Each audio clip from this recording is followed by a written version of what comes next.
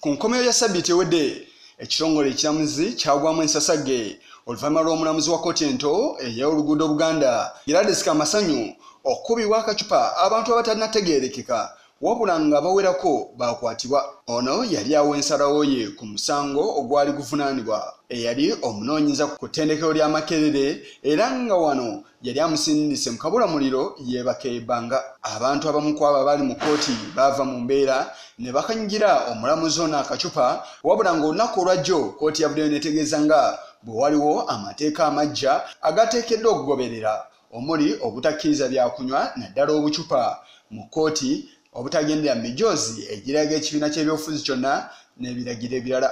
Wano minisita avunaanyizibwa ku kusiga eddamuzi ne ssemateeka Kayindo Tafiire waviirire n'ategeeza nga amateeka agaafumiziddwa bwe gakyali amatono nnyo era nga waliwo amateeka amalala agateekeddwa okugobererwa. The Chief Registrar and the Chief Justice and we see under the other security organs and we see how to secure our courts to ensure that incidents like this don't happen again. We may have to restrict access to court. We may have to introduce body search. We may have to do other things that are legally possible. Ono mukogerako ne bannamawulire ku ssengejjeyo ly'amawulire ga gavumenti mu Kampala era avuddeyo n'ategeeza nga bannansi abaakoze ekikolwa kino bwe batagoberera amateeka era nti ekikolwa kino ekyakoleddwa kikolwa kibi nnyo ekitasaanye kwaniririzibwa mu nnyaffe Uganda. Okukuba abalamuzi kintu kibi nnyo, okukuba ofisa wa kkooti si balamuzi bokka ne balooya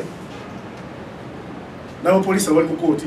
Bw'abuuziddwa ku ndowooza bannansi gye balina eri essiga eddamuzi nga bannansi abamu balowooza nti liyina kyekubiira bano abasekeredde n'ategeeza nga essiga lino bwe liriwo okuweereza bannansi bonna era nti tolina kyakola wabula okugumira essiga lino. Ate abo abaalaze obutali mativu abawadde amagezi nga bwe bandijulidde mu kkooti eddako okusinga okukuba obucupa abalamuzi.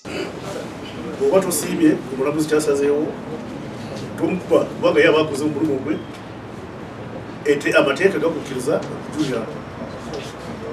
Baba asaze bubi